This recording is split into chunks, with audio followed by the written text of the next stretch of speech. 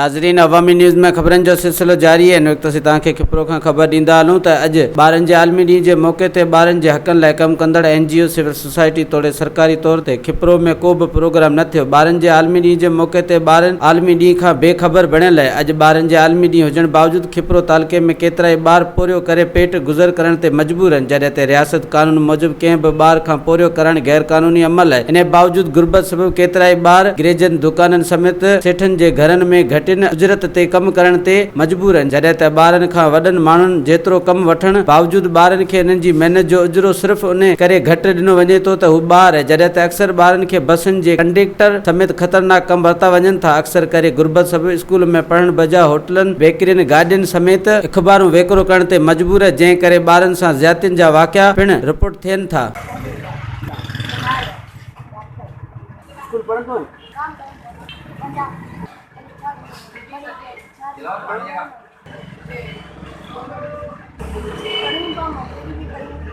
वधीक ख़बरनि ऐं तफ़सील जे लाइ विज़िट कयो असांजी वेबसाइट awamiNewsHD.com ऐं ॾिसंदा रहो अवामी न्यूज़ HD।